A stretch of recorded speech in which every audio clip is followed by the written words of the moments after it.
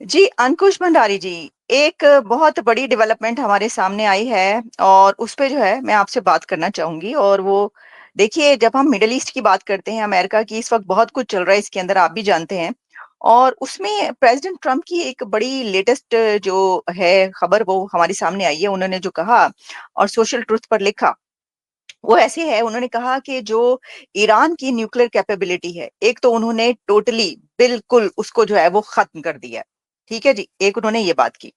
अच्छा, हम्म। साथ में उन्होंने जो है वो ये कहा कि जो मिडल ईस्ट है, उसके जितने भी कंट्रीज हैं, वो अब्राहमिक अकॉर्ड्स में शामिल हो जाएं। हम्म। देखिए, बात तो काफी अरसे से चल रही है, लेकिन इस वक्त इस सिचुएशन में ये वाला उनका लिखना, क्योंकि वो कोशिश कर रहे हैं कि जो एक तो रशिया यूक्रेन वॉर जो है उसको भी खत्म कराएं, और साथ में कोशिश ये कर रहे हैं कि जो हमास और इसराइल के बीच चल रहा है उसको भी जो है वो कर सकें। ठीक है ना, जैसे आपको पता है वो नोबेल प्राइज के लिए भी वो कई बार कह चुके हैं और इस तरह की चीजें चलती रही हैं। मुझे ये राइट। बताइएगा कि क्या ये ऐसा आपको लगता है कि ये जो बढ़ेगी ये बात आगे अब्राहमिक अकॉर्ड्स में शामिल होने की कंट्रीज को ये अर्ज करना, इससे कितना इम्पैक्ट आएगा? देखिए, पीस ऑलवेज अच्छी होती है, शांति हमेशा अच्छी होती है। कहना कि ईरान के हमने सारे न्यूक्लियर बेसिस खत्म कर दिए हैं, आई am not a expert on the nuclear, पर मुझे लगता नहीं है कि अगर हो गया है तो पता नहीं, अगर नहीं हुआ है तो बिकॉज अगर आपने लास्ट स्टेटमेंट ईरान की सुनी तो उसने कहा कि we will stand up, right. उनके डिफेंस मिनिस्टर में और पता और भी कई स्टेटमेंट वहाँ के लोगों की आई थी कि उन्होंने हमें पीछे किया है, खत्म नहीं किया है। इवन इजराइल ने भी ये कहा था कि हमने उनको कुछ सालों के लिए पीछे धकेल दिया है। अब प्रेसिडेंट ट्रंप ये कह रहे हैं कि हमने खत्म कर दिया है। हो सकता है आप अब की एनालिसिस सीआईए की या न्यूक्लियर टास्क फोर्स की या किसी की ऐसी आई हो। So I don't know what to comment on that because I am not a nuclear expert on that. दूसरी बात अब्राहमिक रिकॉर्ड अकॉर्ड की, आई थिंक बहुत अच्छा ये इनिशिएटिव प्रेसिडेंट ट्रंप ने लास्ट टाइम में लिया था मोरक्को के साथ और जो कंट्रीज के साथ इसराइल के किए थे। It was very good. और मेरे ख्याल से शांति से ही डेवलपमेंट होती है, खुशहाली आती है। हर कंट्री को अगर एक दूसरे से बात करके across the table if you can sit and talk, it will always be better, it is always better.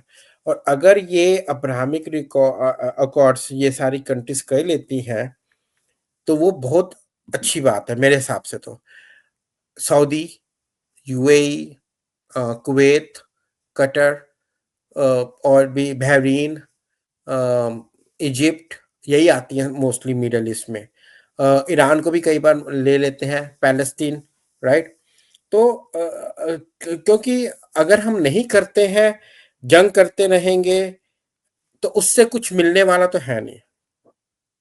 कहते हैं ना, history has its own ways of turning hunters into architect of their own nightmare. आज तो आप hunting कर रहे हो, you are the hunters, but history has its own way of turning them into the architect of their own nightmares. Hitler को देख लो आप, सदाम हुसैन को देख लो, जितने भी वो आए हैं, पहले उन्होंने हंटर्स थे, बाद में उनके नाइटमेयर्स हो गए।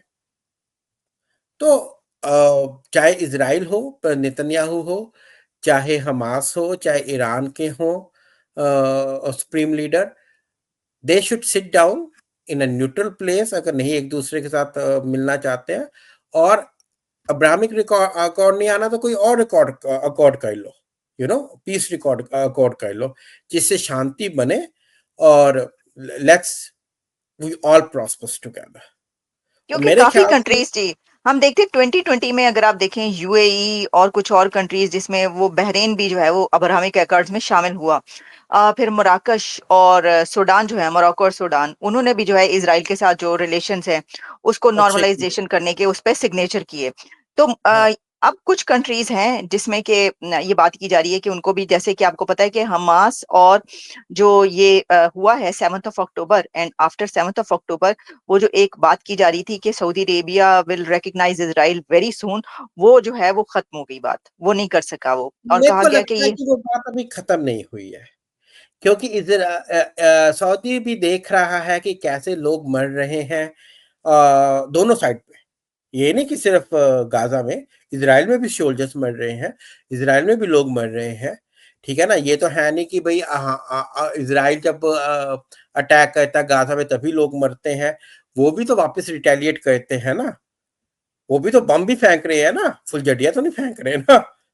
बेशक आप बताओ या ना बताओ, it's an open secret. When the bombs fly over your houses, obviously there will be damages. ये है कि आपने उनके 10 लोग मारे तो आपका क्या पता एक मरा हो या दो मरे हो। You tell or you don't tell, it doesn't matter. It's a social media group. It's a social media time. We are not living in 1940s की भी आज अटैक हुआ तो 10 दिन बाद अखबार में छपा, 15 दिन बाद आपको पता चला। People can put, अगर आप देखते हैं कि अभी पिछले संडे को कितना, लास्ट वीक कितने ज्यादा वहां पर प्रोटेस्ट हुए इसराइल में। इसराइल में हम्म, प्रोटेस्ट किए, किसने किए? इसराइलीस ने किए, राइट। हम्म। तो ख्याल से सऊदी अरेबिया अगर करेगा मेरे हिसाब से, क्योंकि सऊदी को भी मालूम है कि to maintain his hegemony over in the Middle East, he has to go and sign the peace treaty. Maybe Israel को भी कहना पड़ेगा, and maybe possible under pressure from the world leaders, जैसे अभी UK ने किया है कि हम उसको डिक्लेयर करेंगे Palestine as a separate state. और भी कंट्रीज आगे आ रही है, यूरोपियन यूनियन की, बेल्जियम, जर्मनी, फ्रांस, सबकी कुछ ना कुछ स्टेटमेंट्स आ रही हैं, मतलब कि you know if these countries, because UK is a part of permanent member, so that's very important statement। अगर फ्रांस भी कह देता है, दो परमानेंट मेंबर कहते हैं कि हाँ Palestine is a state, so Israel will be put under pressure to recognize Palestine as a state। अगर ऐसा हो जाता है, if the history has its own way how to turn the things, so I think it will give the path forward for these type of agreements, you know। और अगर इसके vice versa है कि इसराइल ने जैसे कह दिया कि वो नहीं करेगा कभी भी, और अगर वो नहीं करता तो there is no use of recognises Israel Palestine from other countries like European countries, तो in this scenario what will happen? मेरे हिसाब से कि अगर बाकी कंट्रीज रिकॉग्नाइज कर देती हैं, इसराइल नहीं करता है, then Israel will at a bad position at that time. क्योंकि नेतन्याहू ठीक है, अपने कंट्री के लिए बहुत कुछ कर रहे हैं और करना भी चाहिए, बट अगर उनके आप रेटिंग्स देखो पिछले कपल ऑफ मंथ्स में, it has gone down, right. अच्छा, एक चीज मैं आपसे जानना चाहूंगी, हम जो ये बात करें कि रिकग्नाइजिंग इसराइल, इसमें बहुत सारे कंट्रीज ऐसे हैं जिनके बारे में बात की जाती है, जैसे सऊदी अरेबिया जो है, कहा जा रहा है very soon Saudi Arabia will recognize Israel ultimately, then the allies of Saudi Arabia, Pakistan is one of them, and Pakistan will have to recognize Israel। तो ये बात की जाती है पाकिस्तान की तरफ से, हमेशा ही किया जाता है, नहीं ऐसा नहीं हो सकता, ये नहीं हो सकता वगैरह, आपको पता है ना, वहां पे एक सेंटिमेंट जिहादी वो एक चक्कर चलता रहता है।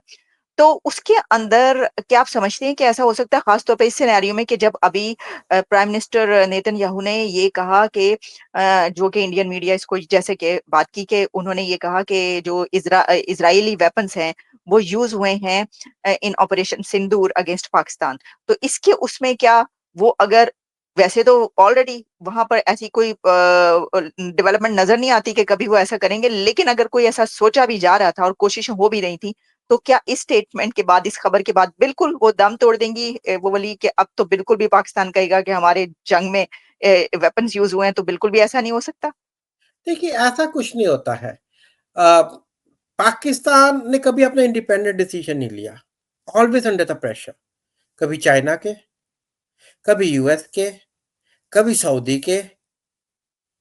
आलिया जी आप तो वहां से हैं, आप मुझे बताइए कभी आपकी, क्योंकि प्राइम मिनिस्टर तो चलो these are just puppets over there, जो आपके मेन आर्मी चीफ्स हैं, चाहे बाजवा साहब हों, चाहे मुशर्रफ जी थे, चाहे आपके अभी के हैं फील्ड मार्शल, जितने भी रहे हैं, उन्होंने खुद डिसीजन कब लिए? They were told to do that. They take the orders from their masters and they give the orders to their slaves, which can be the Awam of Pakistan. अगर Saudi Israel को okay कह देता है, ऐसे तो okay नहीं करेगा ऐसा स्टेट मानने का, इजराइल पे भी प्रेशर आएगा कि पैलेस्टाइन को ओके करो एज अ स्टेट। जब जिसे कहते हैं ना, गंगा जब बहती है तो सब गंगा में हाथ धोते हैं। तो जब पाकिस्तान को भी लगेगा कि भैया यूएस भी है और आपका सऊदी भी है, उसके दोनों मास्टर्स उसको कह रहे हैं, तो पाकिस्तान को कहे ना कहे, उसे रिकॉग्नाइज करे ना करे, इजराइल को फर्क नहीं पड़ता। पाकिस्तान के रिकॉग्नाइजेशन से मुझे बताओ, क्या इंडिया इजराइल के रिलेशन खराब होंगे? नहीं। इंडिया यूएस के रिलेशन खराब होंगे? नहीं। इजराइल का यूएई के साथ कोई रिलेशन है, हुआ खराब हुआ? नहीं। इजराइल के मोरक्को के साथ, जॉर्डन के साथ जितने भी हैं, खराब हुए? कोई रिलेशन नहीं। ये वही बात हुई जैसे एक बच्चा होता है ना, शरारती बच्चा, कि मैं तो जी उदंग मचाऊंगा क्लास में, और टीचर क्या कहती है, इसका तो काम ही यही है, इग्नोर करके क्लास को पढ़ाती है और चली जाती है कि भाई इसका तो काम ही यही है, इसने तो पढ़ना नहीं। जहाज बनाएगा, कॉपी के पेज फाड़ फाड़ के और फेंकेगा, मैं अपने बाकी बच्चों को क्यों ना पढ़ाऊं? तो वही पाकिस्तान का आज की सिचुएशन में ऐसा हाल हो गया, people don't listen to them. अब तो बहुत सुन रहे हैं, अब तो भंडारी जी बुलाया जा रहा है बार बार, अमेरिका आ रहे हैं। तो अभी तो क्योंकि अमेरिका के अपने पर्सनल इंटरेस्ट है, मैंने आपको बताया ना, क्योंकि अफगानिस्तान को उसको देखना है, चाइना का इन्फ्लुएंस वहां पर अफगानिस्तान में पड़ रहा है, मिनरल्स को अमेरिका को अपने मिनरल्स देखने हैं बलूचिस्तान में, ईरान पे नजर रखनी है। और कहते हैं कि 1980s में अमेरिका ने अपने कुछ न्यूक्लियर मिसाइल्स वहां रखे हैं, अमेरिका पाकिस्तान में, उसको भी कंट्रोल करना। अभी आपने देख लिया ना, ऑपरेशन सिंदूर के बाद भागे थे अमेरिकन कि यहाँ पर न्यूक्लियर हॉलोकॉस्ट ना हो जाए, बोरोन इजिप्ट से बुलाया गया था। तो अमेरिका को भी देखना है कि भाई ये ना हो कि कल को हालत और खराब हो जाए। you know अच्छा, we तो have we have boron to या उसका we have to join the dots because geopolitics is always joining the dots. यानी you're talking about Noor Khan base, okay. वो तो इजिप्ट वगैरह, वो जो भी है उसका एग्जैक्टली सही तो सिचुएशन हमें नहीं पता कि क्या हुआ क्या नहीं हुआ, वो अब फेक है वहां पर या कहते सही हैं है। कि हाँ, वहां पर अर्थक्वेक भी आए, रिश्टर स्केल पे आए, सब कुछ हुआ, हम्म, क्योंकि देखिए सब क्रिटिकल फ्यूजन जो था ना कोस्ट गोदा में, कहते हैं कि न्यूक्लियर वार हेड 1980s में जब अफगानिस्तान के साथ जंग चल रही थी, तो अमेरिका ने पाकिस्तान पे भेजे थे, ताकि क्योंकि तब कजाकिस्तान, ये जितने भी थे central Asian countries Soviet union का हिस्सा थे, राइट, ताकि सोवियत यूनियन पे थोड़ा सा प्रेशर डलेगा, ये सब होगा। और नूर खान और करियाना में उन्होंने जो नेटो के प्रोटोटाइप के थे न्यूक्लियर वारहेड्स वहां लगाए थे। तो मतलब कि peoples geopolitics experts and the military experts से दैट कि 1980s में ये हुआ था, उसके बाद इंदिरा गांधी ने इसराइल के साथ मिलकर उनको अटैक भी करना था, वाइप आउट करना था, बट कुछ ऐसे कंडीशंस बने, she was warned by the Ronald Reagan at that time that you will have very bad consequences, unthinkable consequences अगर आपने ऐसा कुछ किया तो इसलिए Indira Gandhi step back and Israel step back. तो इसलिए history history has its a lot of जिसे कहते हैं ना कि we have to go through the pages, right? We can't turn the page of the history without knowing that the first we can go to the next chapter before we burn the first chapter. तो वही बात है okay. कि अगर हम उसको history के turns कहते हैं पेजेस को, तो कई पेजेस हैं जिसको बर्न किया जाता है so that relation can be improved, you know. तो वही बात है कि it's not easy to say okay, everything on the show. Okay, okay. Ankush Bhandari ji, thank you very much. Thanks a lot for your precious time. Thank you ma'am, thank you ji.